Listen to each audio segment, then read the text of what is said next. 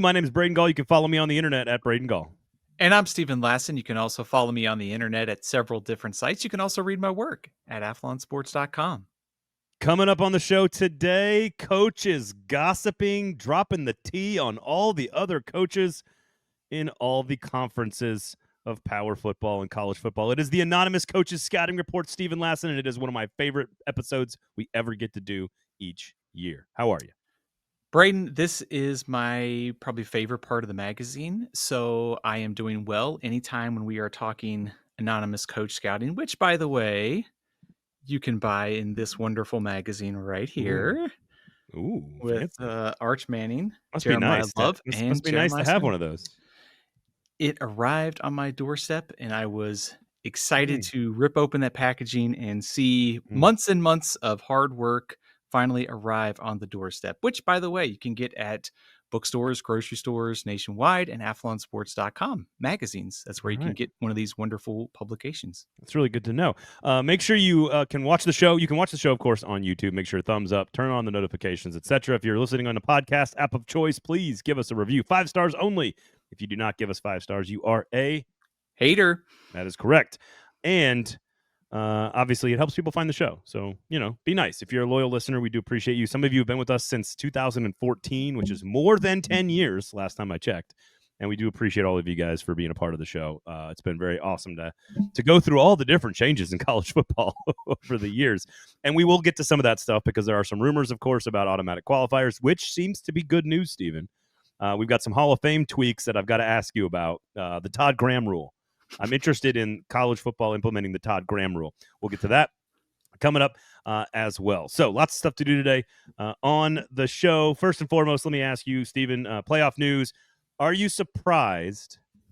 I'm not surprised that the Big 12, the ACC, the SEC, and the other forces at play here or people at the table have decided we don't like pay for play, which is what the Big Ten is trying to do in buying playoff spots, automatic qualifier spots. You and I both don't like it. Are you surprised with how much pushback has come on this, that there's been so many people sort of unified against this particular element of college football? A little bit. Honestly, I thought when the SEC meeting started, and I guess I should have known better because this is like college football now where every decision continues to just drag and drag on until like the last possible minute. I actually thought we might get some movement towards the automatic qualifiers. Not necessarily, again, that I like them. I just kind of thought that, hey, the Big Ten and SEC seem to be on the same page. But we left the meetings down in Florida with a much different vibe. So I'm glad that is the direction that things continue to be trending. But we will see, as always, with everything in college football until the final press release is sent. I mean, I don't know. Like, I think this is all but dead because when a singular conference gets painted into a PR corner, like they're the ones doing all the manipulating, which frankly they are, from what I understand. They're the ones who have been asking for this. The SEC, day one of the meetings, Greg Sankey was, we don't want this. And so I think they've always kind of leaned that direction. This is the Big Ten trying to buy slots, like as we kind of joked about on last week's episode. I'm glad that other conferences, even though it might hurt the Big 12 or the ACC, are stepping up and saying, no, we want to earn our way in. I think that's noble. Is it the best business decision for those conferences? I don't know. I really don't. Do I think that there has been a fourth Big Ten team worth putting into the playoff most years? No, there hasn't. But they've also got Oregon, USC, Washington, and UCLA now. So I honestly don't know. I don't think that most teams are clamoring for a fourth Big Ten. Most fans are clamoring for a fourth Big Ten team. But I just don't care like what conference you come from or where you're from or whether fans think you're worthy or not. I just don't like the idea of buying slots in the postseason. I think that's real cheap, and I don't know. I just don't like it. I'm just surprised at how uniform the pushback has been and how receptive the other people have been to that pushback, if that makes sense. Yeah, it does. And I was very pleased to see that the direction was trending in the opposite of the automatic qualifiers. Like you said, I think what was interesting is at the SEC meetings, Greg Sankey's kind of the voice and the face of the playoff discussion, whereas the Big Ten is the one driving the automatic qualifiers. And yet they had their spring meetings and opted not to. Tony Petitti wasn't available for anything. Right. At all. So it was, I'm sure Greg Sankey appreciated being the face of something that he wasn't totally Yeah. good with. What I do think is interesting though, and is some of the issues on the table here are like SEC 8 versus 9 games. There's also a like divide between the coaches and the ADs. There's a divide between coaches and ADs on playoff format. There's also like the selection committee. What are they going to do with that? It's like all of these issues are kind of just hanging out there. It feels like, okay, now the compromise could be 5-11, even though I am a little intrigued by Lane Kiffin's idea of the straight 16. Uh, It is very interesting that no one is talking about like a 5-7 model, right? You see what I'm yeah. saying? Uh-huh. The assumption is 16-team playoff. Now, Yeah. as we explained, more money kicks in if you go to 16 from the TV contract, not if you go to 14 or stay at 12. So follow the money on that one. Yeah, I don't. Well, I should take that back. There was kind of a comment by Sankey during the meetings. It felt like he was hinting that, well, they could stay at 8 conference games, and then I think that there was a mention of 12 staying at 12. I think they're going to have a hard time going there, though. I think now they've gone down the road of 16 to 14. It's going to Yeah. expand for obviously for money reasons. So I'm, like I said, very pleased we're maybe moving away from the automatic qualifiers. I am very curious to see what happens now with some of the selection committee tweaks that they've talked about and where this goes from here. They're going to meet again in a few weeks, so we'll see. I know there's also the deadline of November, December that they have to decide this, so I guess this is just going to drag on into the season. One other little point of intrigue for me was also the ACC and Big 12, like you mentioned, like a business decision.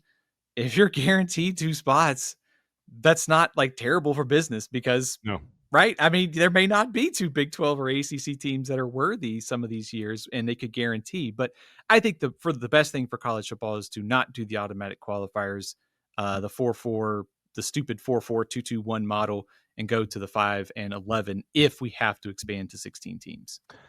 Quote, we need to work well together. The emotional maturity needed right now is higher than ever.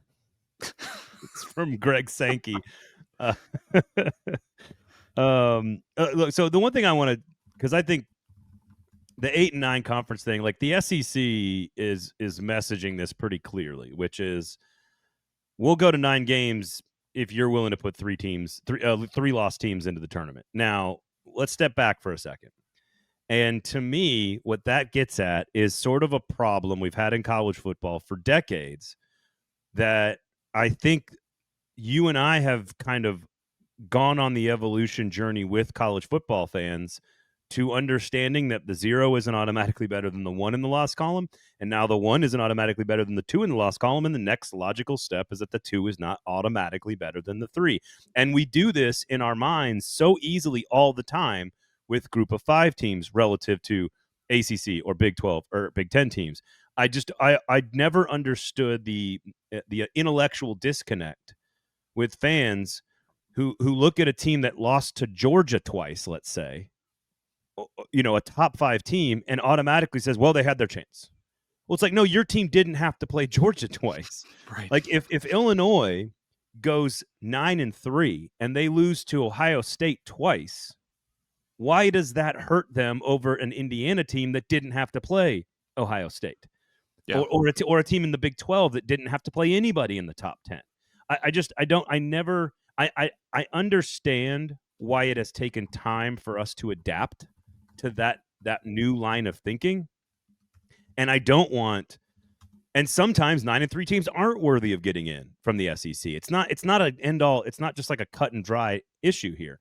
But to suggest that a team that loses 3 times, all of whom are ranked in the top 12 and going to the playoff, should be left out for a team that went 11-1 and their only one loss was the only top 10 team they played. I don't understand why that team is automatically better than the 9-3 team. And the truth of the matter is we don't know. That's why we play games in the postseason. But I never understood the pushback on that. Now, 3 losses does feel different than 0, 1, or 2, as the debate we've had over the last 20 years. I don't know where you're at on that. I understand the SEC's line of thinking, which is we're not going to 9 games if you're not going to value the strength of schedule. Like, I get that argument. I also understand other people who are like, no, if you go 11-1, you deserve to be in over a 9-3 team, no matter what the strength of schedule is. And I think the truth is probably somewhere in the middle, but I don't know how you legislate that. That is a great question, because reading through some of the commentary from the SEC meetings, I am a little confused on what exactly the path would be to improving, tweaking the selection committee criteria. There was a comment, I forget from which athletic director, that the criteria wasn't clear. How do we choose the best teams? I'm like, well, that gets at the baseline, is there really just is no perfect system. Every year is going to be different. Right. The best is ambiguous, and also I think sort of by design. I don't think you can necessarily put hardcore metrics in there, because, like I said, every year is different. The conferences are different.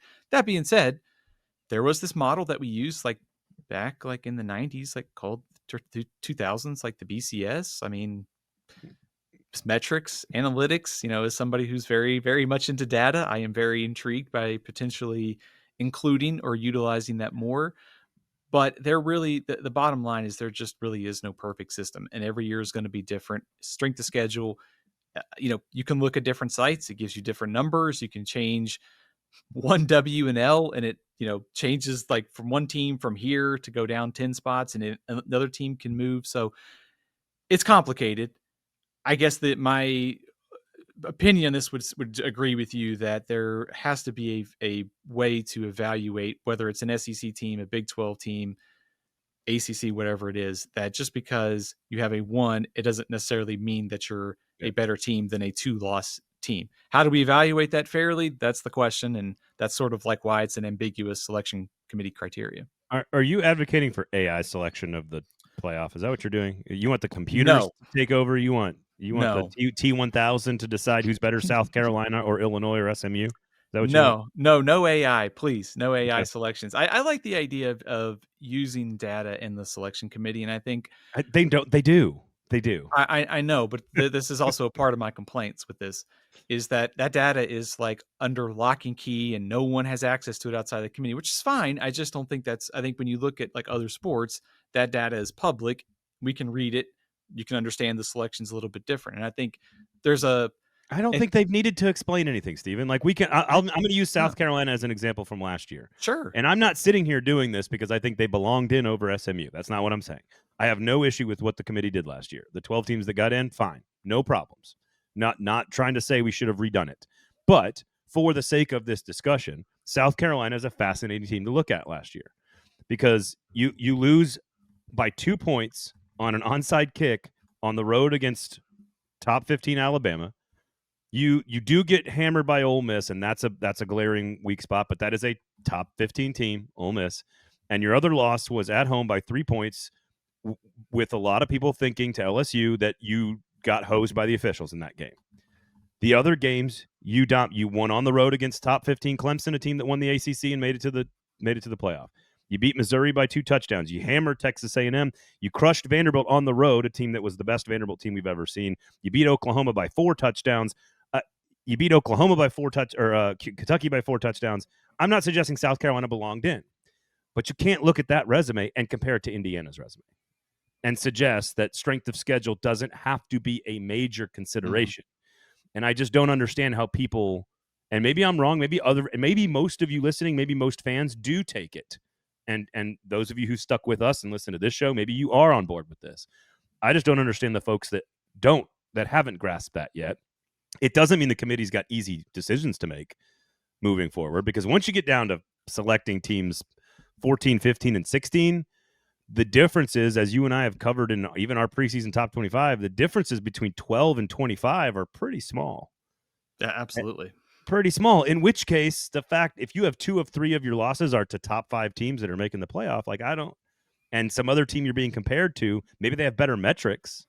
Maybe they have better offensive efficiency numbers or a better S&P plus or whatever. But like, I don't see why it's so difficult to understand the complaint. I'm not saying that the SEC is right on every team that they would put up, because again, I don't even think the order was correct last year. Like the Alabama, Ole Miss, South Carolina thing. It's like, well, one of them lost to both of the other ones. They need to be behind. Like, right? Doesn't South Carolina deserve to be 3 of that group since they lost to the other 2? Like, I don't.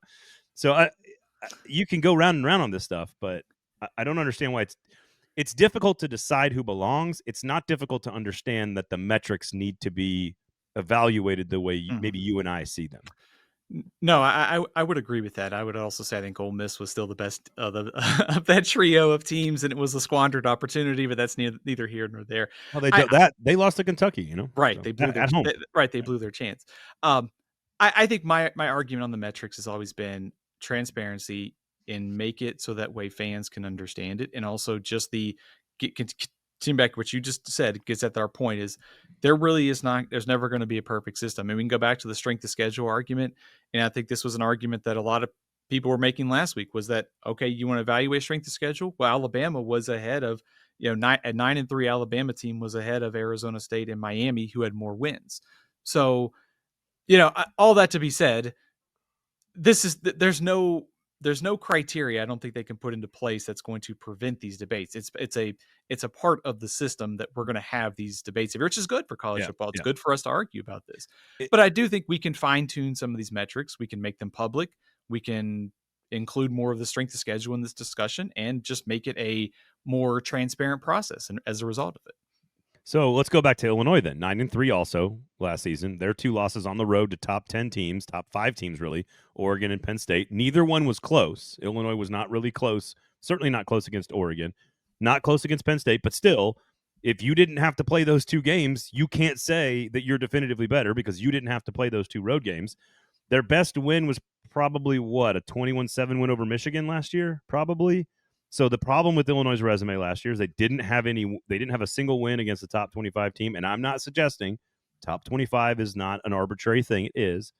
But how many top 40 wins did they have last year? Okay, they beat Michigan. They beat Nebraska on the road. Is Kansas a top 40 win by 6? I don't know. The Yeah. point is that's a really tough resume to analyze as well. And so, at Rutgers, at Northwestern by 1 score and by 10 points, you beat Michigan State at home. Like you lose to Minnesota at home. I just don't know how good that Illinois team was last year relative to the other 9-3 teams. I think it's fair to say South Carolina's schedule was more difficult. Mm-hmm. And they have some marks of success against good teams, whereas Illinois did not. But did Indiana have to play at Oregon and at Penn State? No, they didn't. They didn't, but I know we're not trying to litigate this argument again, but I think the fact that Indiana outscored their competition 537 to 203, like the sign of dominance. I know we're not litigating this. I just think that is something if I was on the committee I would take into account is like they are beating the stuff out of some of these teams that they should, and they Sure. have a loss to Ohio State. There's no shame in that. Well, and that's been going. I remember this argument about Florida State in 2013. Yeah. Like going back to Florida State, like they didn't play anybody. The schedule wasn't that hard, but they were winning by 42 points a game, literally 42 points a game. Mm-hmm. And so if you're going to play a weak schedule, you need to be dominant. If you're playing a tougher schedule, well, then there's lots more margin for error. I don't think that's very difficult to understand. I don't either. I don't. Do I think that it's case by case and every year, every team has its own unique resume and it's going to be hard to compare that year over year and why you believe this team is good and why you believe that team isn't worthy is going to be hard to I think it's going to be hard to square the circle a bunch of times from year to year. But I think you have to treat each year like it's its own thing because every schedule is so unique by team and by year. Also, variables different now compared to a couple years ago when with the portal moving around talent a little bit more. I think we're still trying to see the effects. I mean, we talked about this year, like we think there's like 8 or 9 teams maybe that could win the national title. I mean, I think most years it's been kind of the number's been a little bit smaller. It feels like there's more parity at the top and we're deeper in the middle, but we'll see. Maybe that changes with the House settlement and everything else whenever all the stuff gets sorted out in 2030. I think it's funny. I think it's interesting that you thought Ole Miss was the best team of the 3 last year. They were. I think Alabama was the best, but that's just me. All right. Okay. So, but your argument's totally fair. Like, beat Georgia. So did Alabama. All right. So before we get into our, here. Oh, by the way, here's a side question for you. I wanted to ask you this. There's going to be another meeting. Oh gosh. In Asheville, North Carolina, with all these commissioners. Which, by the way, love that location. My favorite. I would love a summer get together. I think it's middle of June or late June. I think is it the 18th? Maybe June 18th. Yes. June 18th. I might be in Asheville during that time actually, because Asheville is one of my family's favorite places to go vacation. 4 seasons. You can do mountain sports in the winter. You can do water sports in the summer. It's just gorgeous. Hiking is amazing. The beer is great. The restaurants are good. It's just beautiful. And so I'm down with that. I don't know about Charlotte or Dallas or Florida or, I guess the Emerald Coast is nice. It's not my thing, but I get it why people love it. You're in charge. You are the Notre Dame athletic director. Okay. And and you can make the other 9 people bend to your will. The other 9 conference commissioners. Where are you having a meeting? Do I have to choose one of those locations, or can I go somewhere No. else? Okay. It needs to be reasonable. You can't be like, we're Okay. going to go to Fiji. Like that's not. No, I think I might go to, like, Arizona or California, maybe, like, Washington, somewhere out west. Uh, I Interesting. I Interesting. you know, Washington's a good choice. That's interesting. yeah, I've never, I admittedly, I've never been to Asheville. That now that you mention it, kinda sounds like it could be a good family vacation now. Oh, it's So gorgeous. It's so gorgeous. I Now, don't. I also went to college in the Smoky Mountains, so like Appalachia is part of my like upbringing, sort of. So I guess this is bad to say this after saying, like, Arizona. Like, I really don't wanna be stuck in somewhere with, like, 60, 70% humidity and being miserable. Arizona, obviously, the heat's a little bit different, but I'm sort dry. of like, I want a drier heat. I want some cooler weather. I wanna walk outside with, and be able to walk to, like, my mailbox without feeling like I need to Asheville's shower after. Asheville's your jam, dude. No humidity Yeah, up there in the mountains. Denver, okay. it sounds like De you're a Denver guy. Denver, that's a good one. I Yeah, might do something in Montana or Wyoming. I could be okay. convinced that, a Jackson Hole or a, something like that, which would be tons of outdoor stuff, but also like nice sort of like lodgy hotels with like, big fireplaces and, That's good. strong drinks. Like I don't know, that could be fun. I think I'd go Jackson Hole. I'd make everybody come to Jackson Hole to hash out 14 or 16 team playoff implications and I strength of schedule merit. wasn't George Klaikoff, didn't he have, like, a ranch out in Montana, like, and he went to, like, during all the games? I Maybe think we could rent it out for a couple days. I am under the impression that they all do. That everyone has a house either in Vale or in Jackson Hole. Every one of these people that's at these meetings, they all like you might be able to drive to the meeting actually. Yeah, You might as well take a car. All right, Hall of Fame changes their the coaches Hall of Fame. That if you don't know, of course, you had to have 600 winning percentage, which was kind of just a number for a long time. I don't actually remember when they officially changed that. I was a voter for a little while there, and it's fascinating because you had to have a certain winning percentage, which is 600. Now it's down to 595. And according to College Football Reference, I just pulled this up, their winning percentage, and I sent you the screen grab. The expansion to 595 would only include like 7 or 8 extra coaches. And I'm going, all right, well, who's this going to help outside of the great and distinguished and amazing and important Mike Leach, who clearly belongs in the Hall of Fame? mhm. Branch Bocock won 596. I don't know who he coached for. DC Walker, Red Drew, Joseph Restick. Old Joseph Restick went 59 and 39. And then you have Jackie Sherrill, Todd Graham, and Rich Rodriguez. And I want to know, Stephen, who do you think this working committee and inside the Hall of Fame decided to expand this to 595, obviously to include Mike Leach, which I have no problem with. Mhm. Do you think that they looked at this and thought, oh, we could put Rich Rod in too? This is a good idea. Like, who was the piggyback? Who was the piggyback that pushed the committee over the edge to say, yes, we should do this? I think Rich Rod might wanna retire before this year's West Virginia team goes, like, 3-9 or 4-8, and he's ineligible, for the Hall of Fame. It's obviously a play to get Mike Leach in, which I'm totally fine with, so kudos Yeah. to them for making the decision. However, I have a major problem still with this. A lot of these coaches, their win percentage, one guy that gets brought up a lot is Howard Schnellenberger. He coached at obviously Louisville, Miami, wasn't exactly, it took some time to get those programs off the ground. What he did getting FAU off the ground, like just general impact on the sport, it's hard to measure that and quantify that in win percentage. So I think there's still some tweaking that needs to be made there. It feels like we could just vote these coaches in, much like they do for the Pro Football Hall of Fame. Where did Joseph Restick coach? I don't know. I was looking up the branch. Was it the first Bocock? one? Yeah, because Yeah. he coached at what? Well SMU? traveled. Yeah, Well traveled. So Restic was a Harvard guy. Yeah, I see what you're Okay. looking at, you cheater. Red Drew was Alabama. DC Walker coached for over 10 years at Wake Forest. Hmm. And Branch Bocock was Georgia, North Carolina, South Carolina, Virginia Tech, and William and Mary.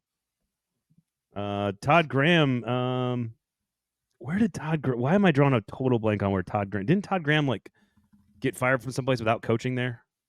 Why am I drawing a blank on I that? think you're thinking of Michael Haywood. That's who I'm thinking.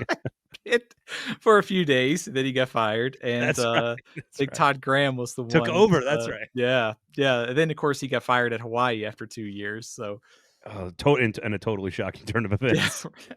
right.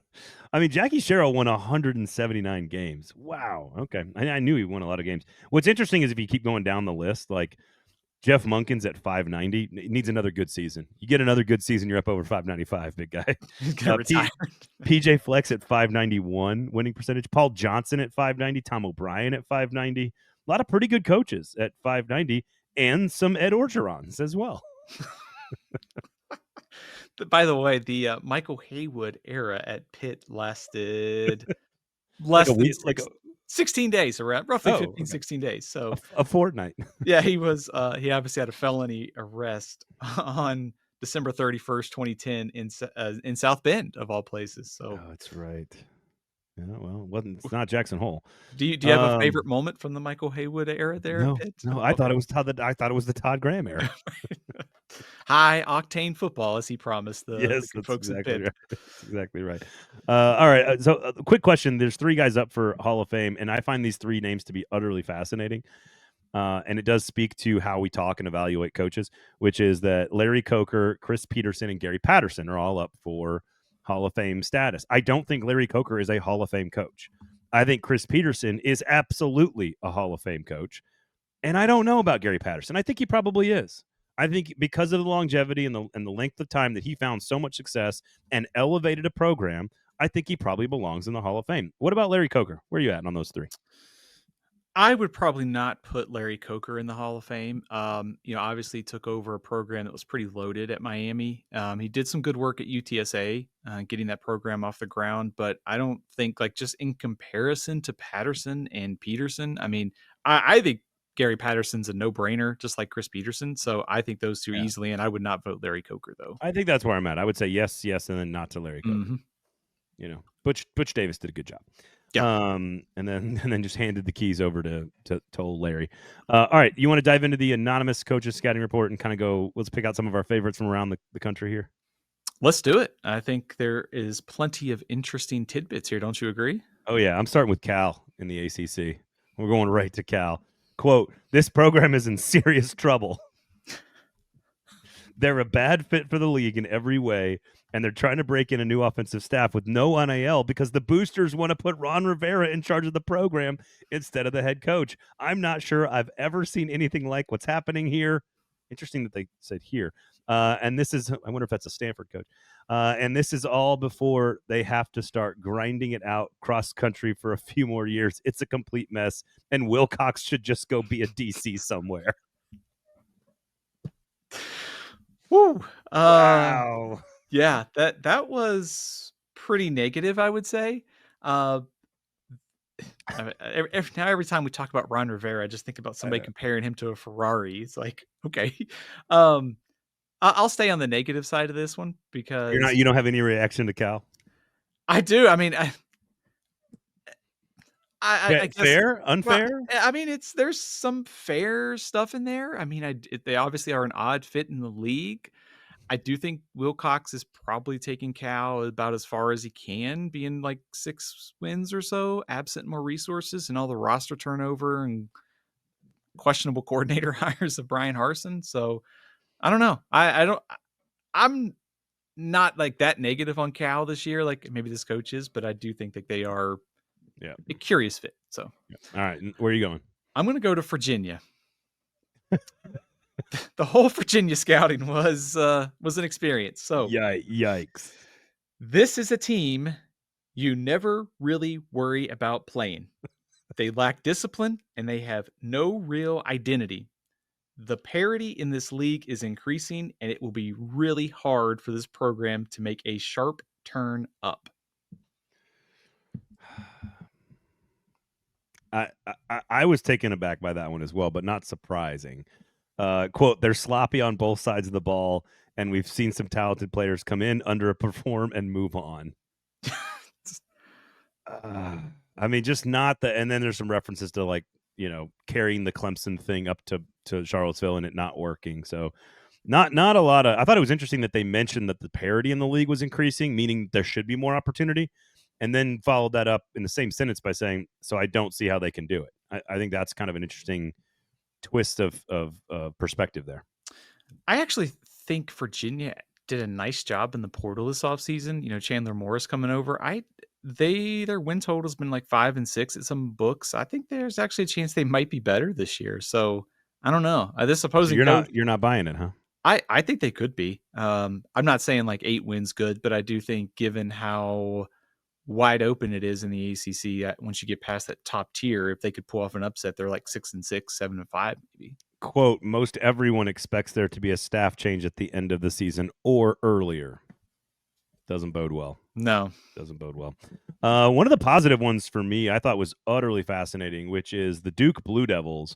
And I just across the board interesting. Quote, North Carolina got all the talk, but this is going to be a fascinating program to watch down the road. They're all in on NIL. Mensa was a big investment for them. If he is as effective at Tulane, they could be a title contender because the defense is absolutely legit. They return almost everyone, and last year was some of Manny Diaz's best work.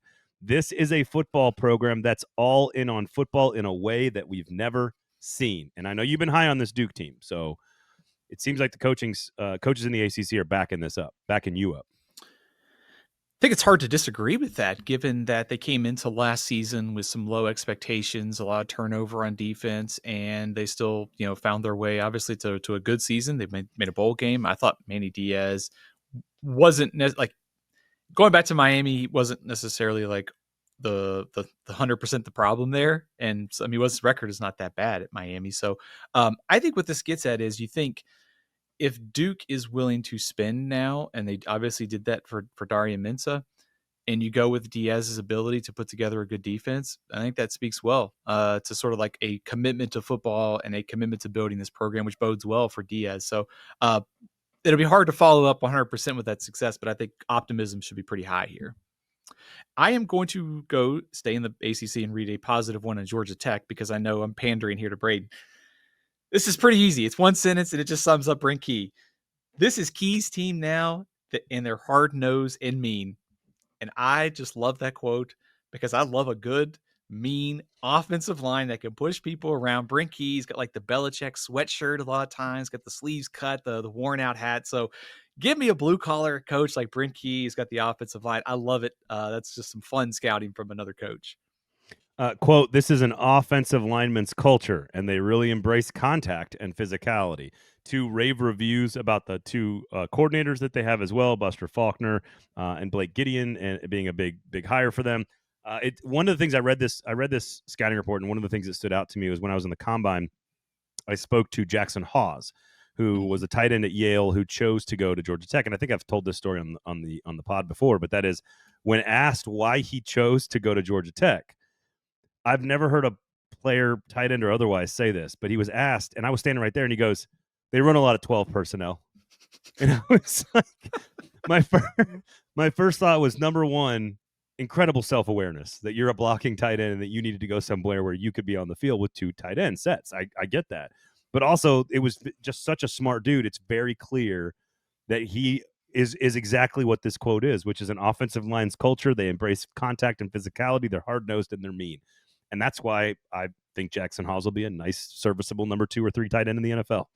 So he's probably going to play a lot of years in the NFL just as a solid blocker. But yeah, I think one of the things about Georgia Tech is like they have an identity under Brent Key, which is this team that's blue collar, going to push people around, and like the coach said, they're mean. Let's go to the Big 12. I'm going to go positive here first because obviously this is my pick to win the conference, but I thought this was a really interesting quote. Quote, if they come out of the Ireland game with a win, they're in the driver's seat for the conference championship game. The defense is solid, but the offense could carry them to a playoff. Avery Johnson, my guy, could be a superstar, a Heisman level guy, but they've got to build up the talent around him. This could be one of the best and most creative offenses in the country this season if he continues to improve. About my Wildcat, former Aggies of Kansas State. I love this scouting because I think it gets at something you and I have talked about with Kansas State, which is there's the potential for Avery Johnson to take that big step forward. Like he was solid last year. Matt Wells taking over as the offensive coordinator with Connor Riley going to the NFL. That combination of Avery Johnson and Matt Wells should work well. So I think kind of, having that superstar quarterback to go with that solid culture. We believe in K-State. I think these other coaches seem like they do as well. I have one here on Baylor I thought was pretty interesting. This program is a good example of the shift going on in college football. They stuck with the coach and put the resources into a team GM and focused on NIL, and they're seeing results. Do you remember Baylor wearing those shirts? The coaches say, we pay players or to something to that effect. So, it's interesting now to see when coaches have they're on the hot seat. There's the buyout numbers thrown around, and you think about, well, if they invest here, it doesn't cost as much money to buy him out. They kind of stuck with Dave Aranda. A lot of opportunities this year, so we'll see if this continues to pay off. Quote, they could turn the corner and compete for the league title this season about Baylor. I'm very high on Baylor, so I appreciate this. There wasn't as positive as I expected it to be about Baylor. Yeah. I'm going to go, this isn't negative necessarily, but I think it is an accurate portrayal of one of the teams that you love a lot. But I found this to be like hints of question mark is what I would describe it as. It's not negativity, but it's like, this is about Texas Tech. They're pretty much better everywhere, obviously, but don't assume you can spend your way to a power conference championship in one cycle. Don't get me wrong. All of us would rather have an NIL collective that's throwing a ton of cash instead of the alternative, but there's a lot of questions here. If they're not a double-digit win team this season, it will be considered a failure. It's hard to know if that's fair or if spending like this is a smart long-term strategy. And then my favorite one, quote, they were a classic Texas Tech defense last year. That's not a compliment. I highlighted the whole Texas Tech scouting because of Great. that. Talking about big picture, talking about the defense. I will say this. I think Joey McGuire's done a pretty solid job there at Texas Tech. They've been pretty much around 8, kind of 9 victories.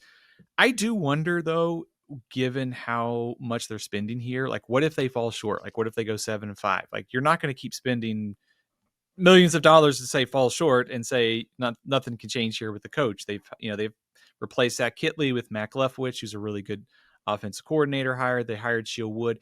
If you're spending all this money, and I think in the Big 12, there is this opportunity to kind of go from this level to the next level because everything is so close. But I do think there's a lot of pressure on Joey McGuire to not go like 8-4. I'm not saying he's on the hot seat. I just think it'll be interesting to watch. On the negative side, I am surprised you did not read this one. This has Braden all over it. Colorado. I was leaving the layups for you. Big Okay. guy. It's still a circus. That's not an insult to Deion Sanders. But it is. Just continuing whichever coach said it was a circus last year still says it's a circus, and also notes that it's interesting to see how Deion manages the culture here. I thought the one about Colorado was sort of just as I expected it to be. So maybe that's why I didn't mark it down or write it. I was just like, okay, that all looks right. I thought the one that's most interesting about Deion's long-term plans is like, now we're going to find out what his real vision for himself really is, because he's replacing a bunch of stuff and his kids are gone. Like what does he actually care about now with Hunter and Shedeur gone? So I thought that was interesting. Here's one from Oklahoma State that I thought was funny. Quote, they badly misused Ollie Gordon. They turned over the entire offensive line, and there's no answer at quarterback. Yikes. And they're inexperienced. Not a good, but of course there's like baked in benefit of the doubt for Mike Gundy on the offensive side of the ball, which I think is fair, but just a brutal report. The one that I found, so there's going to be a group of teams in here. Duke is the first one. The second one is going to be a very and Georgia Tech's got a little bit of this, but TCU. TCU's report, defensively, they've been developing some studs. This could be a huge year on that side of the ball for them, and they could be a surprise conference title team.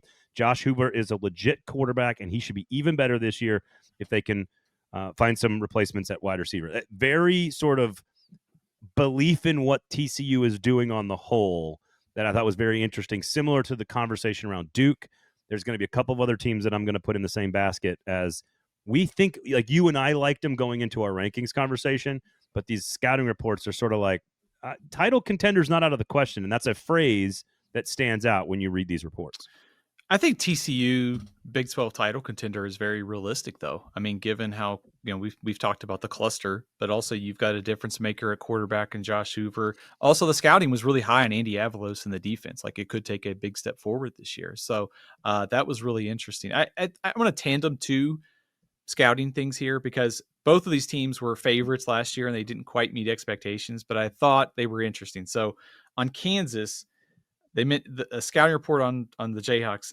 I wouldn't pick against Lance Leipold when they're bringing back a veteran quarterback with a really solid line and good defense.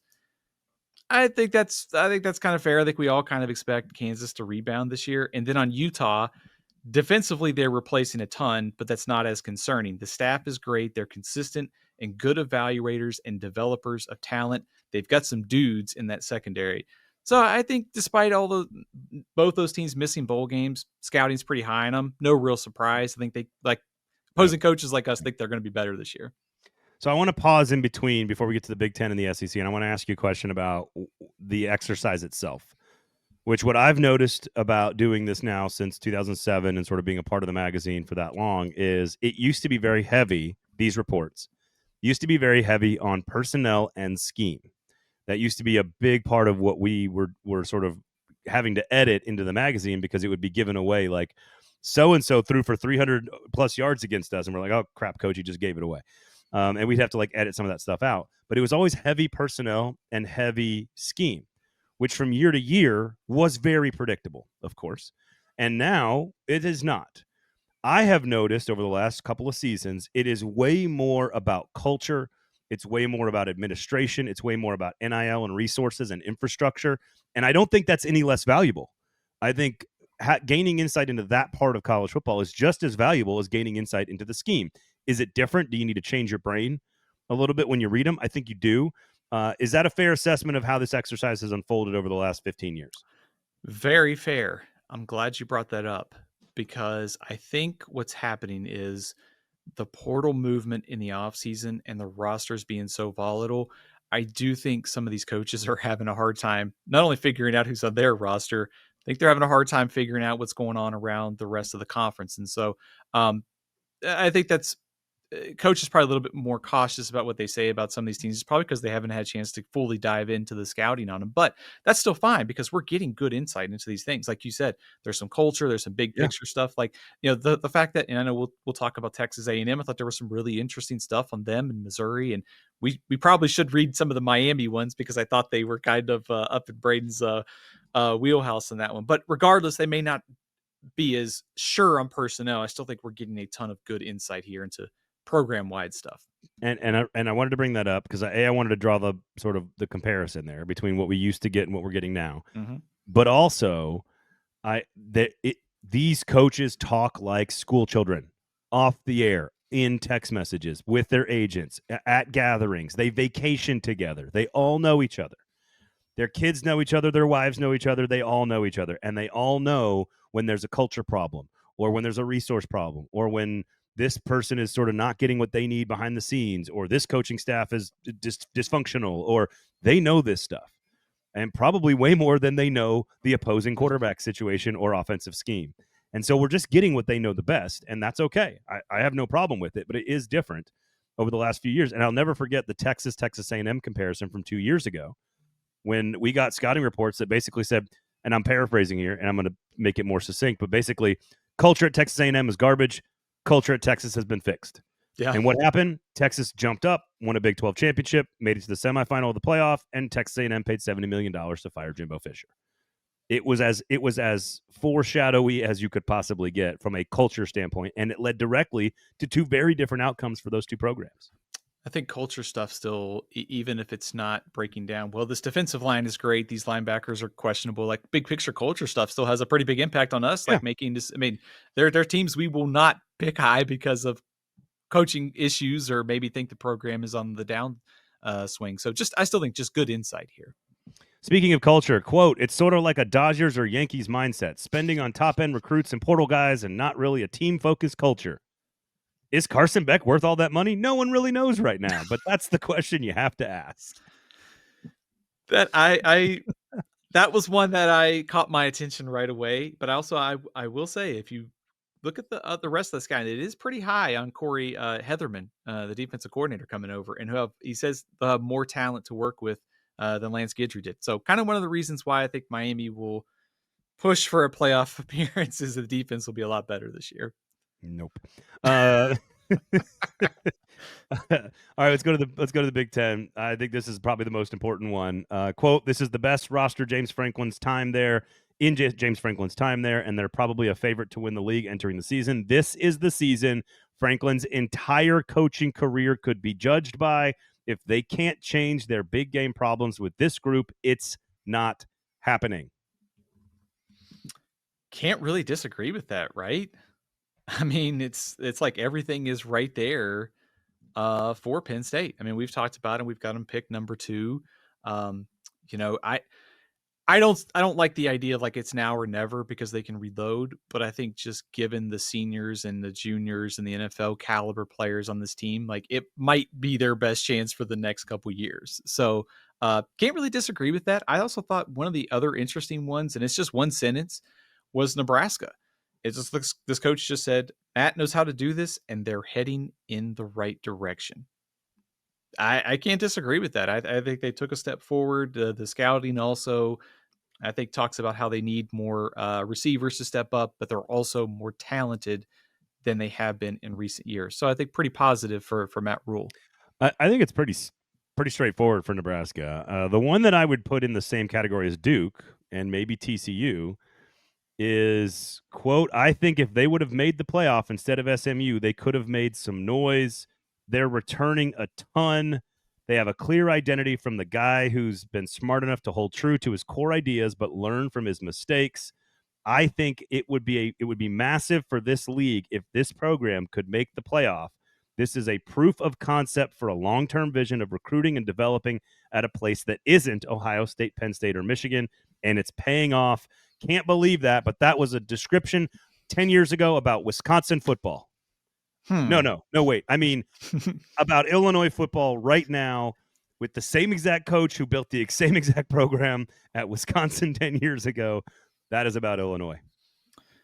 Illinois, I don't want to say could be like this year's Indiana, but I do think they're getting some of that. I think given what happened with Indiana last year, favorable schedule, kind of a veteran team with the transfers, like you see some similarities there with Illinois. I do think there's some obstacles, but just the fact they bring back 16 starters and there's not a ton of glaring holes on that roster, I think kind of speaks to kind of the opportunity that Illinois has. On the negative side of that, Well, hang on. go ahead. Quote, they're a hard physical team that's more talented than people realize, and the program has never looked more competent. Yeah. That is this is a Duke / TCU / they could win a conference title, keep an eye on them kind of report. And I don't think that's Illinois actually has higher expectations than Duke or TCU in the preseason rankings. We think very highly of them. I want to know what you think of in the modern world where portaling has become such a method for programs like Ole Miss to gain status in the hierarchy of college football. Do you still believe that the long-term vision of recruiting and developing at sort of a place that's well organized and competent and has an identity, like, do you think that's the way you can win at a school like Illinois? Or do you have to go the Ole Miss route and Texas Tech and pay to elevate yourself? I think it's a little complicated. So I think it's hard to say we can just bring in a bunch of freshmen, develop them from, freshman to sophomore to junior, keep that core in place unless you are very good at retaining talent. And still within that, I still think you have to use the portal. And Illinois has done this. I mean, they brought in playmakers at receiver, brought in Altmaier. They've got some guys in the defensive front from Wisconsin. of all places, who are supposed to play a big role this year. So I guess my answer would be yes, I think you can do that, but I also think you have to make sure retention and then filling your gaps through the portal is probably where you can excel, I think, for Okay. Illinois. Yeah. All right. So on the negative side, I want to read the UCLA one because it is just fascinating. If Nico wasn't a local kid, I don't think these two end up together. It's going to be fascinating to watch, and it's hard to understand if you're in Nico's camp. This is a less talented roster than Knoxville, and they're rebuilding the offensive line with portal guys and a new offensive line coach and coordinator. I'm glad this coach said this because this seems to be lost throughout the offseason. UCLA's offensive line is bad. They lost. They have question marks there. They have question marks at receiver. They have question marks at running back. I get it. I get it from Nico's camp. They want the more money, but the better opportunity was at Tennessee. Tino Sunseri is the new offensive coordinator at UCLA. I think he comes over from Indiana, pretty solid hire. But man, this UCLA team has a ton of questions, and how Nico fits into that offense and how well they can get it up to speed is going to be a fun thing to watch this year. Yeah. Really high. Not to go back to Houston in the Big 12, but the report very much about Willie Fritz going to do it his way. It's going to be a slow build, but it's going to happen, and you're going to see progress. Very similar report from Michigan State and Jonathan Smith. So make sure you buy a magazine to check both of those out. I'm not going to read every single one for you.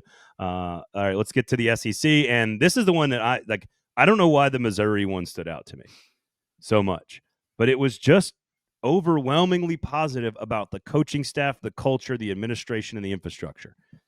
Quote, one of the most underrated coaching staffs in the entire country. If they can flip the quarterback and rework the offensive line and win another 10 games, Eli will be on everyone's short list. This isn't an overly talented roster right now and might not win as many games, but the program's health and identity are strong. Drinkwitz has carved out a spot in the SEC and built a reliable winner. That is from my perspective about Missouri football, that is a glowing review of Missouri football. Yeah, 21-5 over the last 2 years, and doing it with whether it's like trying to win some battles at home, keeping Luther Burden at Missouri, also what they've done in the portal. I think Drinkowitz has done a pretty good job at hiring coordinators too. Kirby Moore had a great first season, not so great last year, so we'll kind of see. But I think ultimately, you know, it's funny to read that and to see like where Vegas has Missouri because they're like at 7.5 at the win total in a pretty favorable schedule. So not a lot of people are buying it. But I think with that scouting and I think what we think this year kind of shows there's a pretty solid foundation there. Like they may take a step back. They may not win double digit games, but given how Drinkowitz has developed this program over the last 2 years and some of the pieces they have on defense, I think they're not. I don't think we should be underrating them too much. I know we were a little low on them, but I think they're going to be pretty tough to get out in the SEC still. I think we have them at like, what, 12 in the conference? I don't think I have them much higher than that because I think they're a 7-5 team. But if they go, again, this is a testament of expectations. If they go 7 wins after replacing all of that they've replaced the last 2 years is a testament to the machine that Drinkwitz has built behind the scenes. And we know outwardly the legislative body in Missouri is like, doing all the stuff to kind of commit resources. So there you go. And of course, I think that one of the most glowing reviews in the entire magazine is Texas.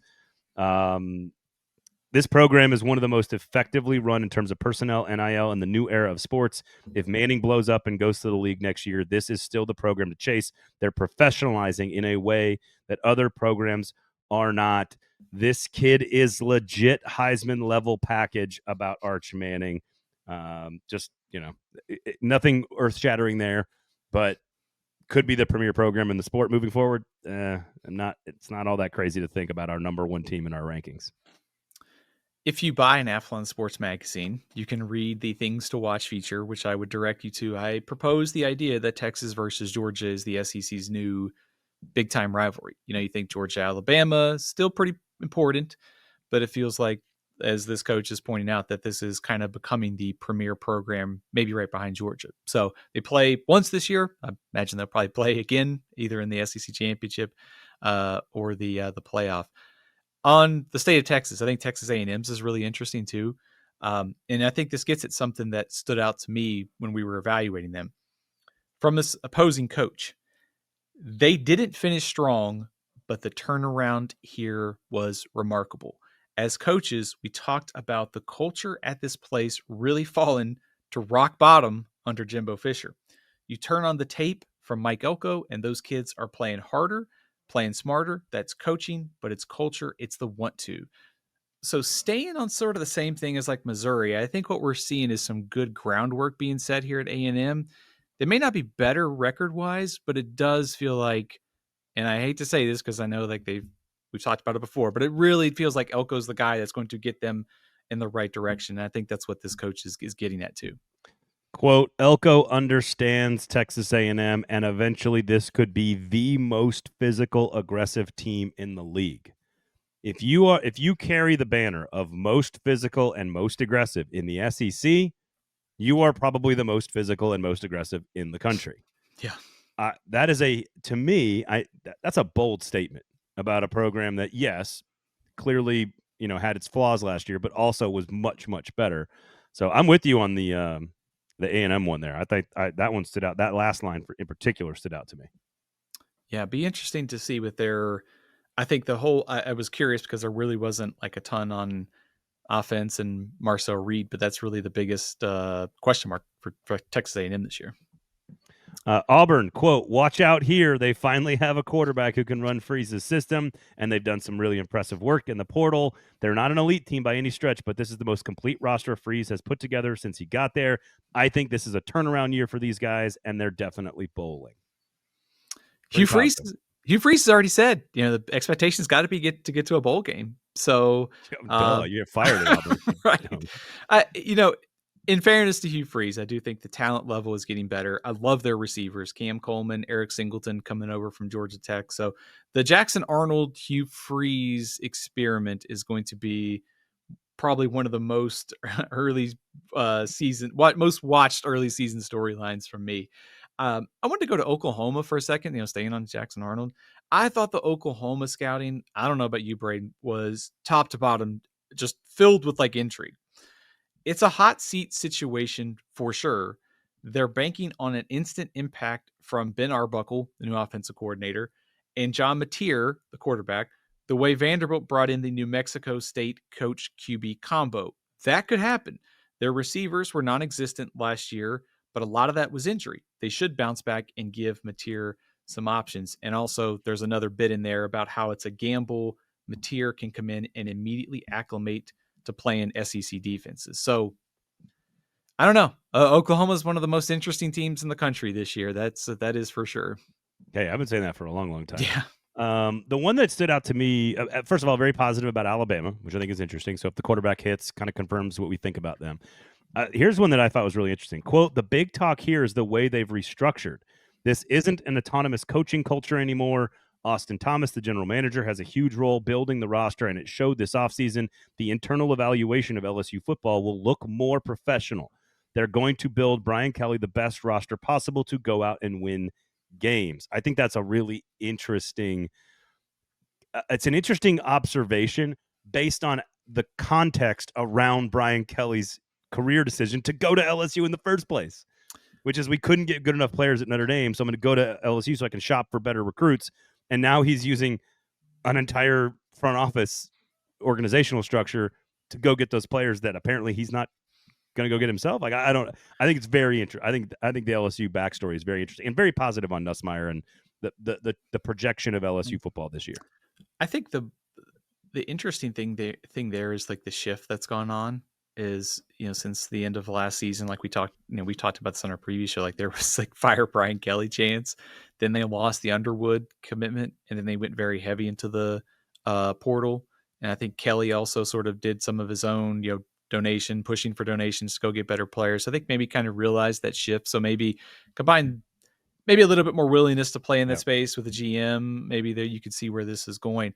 I also thought Florida, the whole scouting report on Florida, like Oklahoma. I mean, this is a massive year for Billy Napier. He survived because of the changing politics of the game and his buyout, but it ended up working out last season. Now he can show positive momentum with this group and start competing for the postseason. And also very positive on DJ Lagway too. Yeah, Duh. Did you watch him Yeah. play? Right. It's Um, I was surprised they well, I guess I shouldn't be surprised. Said Lagway could compete with Arch Manning for the best quarterback in the league. I'm still taken back by the changing politics of the game in his buyout. Always good when you keep a coach because of those reasons. well, I mean, the sport's changing. And it worked out. So just Yeah, humor. well, and I think there's a lot of teams that have been more patient and more investment heavy towards patience, which I think has always been lacking in college football in general. Which I think that's all that is. Mhm. Although, unless they're talking about all the chaos that was in the athletic department and not really referring to it directly, that's another thing. I thought it was interesting going back to the Underwood comment that you made. If you go read Michigan's, basically Michigan's scouting report is like, this could have been a playoff team last year and could be a playoff team this year. They were missing the quarterback, and now let's see if they've got one, referring to Bryce Underwood. So Yeah. pretty interesting stuff. Also noting questioning how fast Chip Lindsey can get him up to speed, the new offensive coordinator. So that kind of is like Michigan, Oklahoma, probably one of the. I mean, obviously, it's one of the biggest non-conference games, but there's a lot at stake there, considering the question marks for Michigan and also Uh-huh. what Michigan's playoff hopes could be if they could win that one. Yeah, no question about it. All right. Anything else from the scouting report that you'd like to point out? There's lots of other good stuff that we did not mention. We just pulled out some of our favorites. So make sure you go buy a magazine. Make sure you check out athlonsports.com. It's all available there. Go check it out. One comment on a team that we didn't talk about, which is Notre Dame. I thought just one sentence. Oh, yeah. Overall, this is the most consistent we've seen this program in a long time. Yeah. Obviously, a lot of credit to Marcus Freeman. We got Notre Dame as a top, 6, 7-ish type team this year. Hard to disagree. That seems a pretty spot on. Yeah, I know you like that because you're a big believer in Notre Dame this year. I am. Mostly because their schedule sucks. I think it's actually I'm just kidding. best offensive line maybe in the country. I think CJ Carr is going to be good. I think they've I hear you. upgraded at receiver too. So yeah. I just we're gonna do an entire quarterback episode, and I think we need to pinpoint like, does the old way of looking at quarterback recruits stepping into good systems and good situations and just automatically being good, like, are I need to see some data on that. I want to do some like experimenting this year in the new version of college football, because sometimes it's a 5-star recruit, sometimes it's a transfer, and you just never know how it's going to play out. And look at look at the SEC last year, where we looked at Nico, Jackson Arnold, Garrett Nussmeier, Connor Wigman. Well, 2 of them are transferred, 3 of them have transferred, and one of them's Garrett Nussmeier. So all those guys were major recruits, 5-star recruits, and 3 of them are at other schools now, and it didn't work out, even though Tennessee got to the playoff. So I don't know. We'll see. Yeah. No, I'm still taking heat every time somebody recycles my national quarterback rankings already for putting Arch Manning at 1. So that takes exposed. Right. And also just apparently some people believe that I've made up these coaching scouting reports, which is just an unbelievable. Oh, yeah? I mean, I totally have time to do these things. So yeah. Well, I don't think logic is involved in any of these complaints. Correct. Yeah, I know. I just had to. You obviously aren't paying attention to politics in this country, where facts and reality mean nothing. It's just about your feelings. Yeah. Oh man! All right, what else? Anything else you got? Go follow him on the socials. Go to YouTube and watch our show there. You can turn on the notifications, thumbs up, etc., etc. Follow us everywhere. 5-star reviews, etc. What else you got? I'd say just please go buy a magazine, support the magazine. It's on newsstands nationwide, athlonsports.com, very top magazines, takes you to our store. We've got all those editions, one for the ACC, 2 Big 10, 2 Big 12, 2 SEC, and a national cover. Get it ordered and get it shipped out to you. There you go. athlonsports.com, everybody. For Steven, I'm Braden. Thanks for listening. We'll talk to you next time.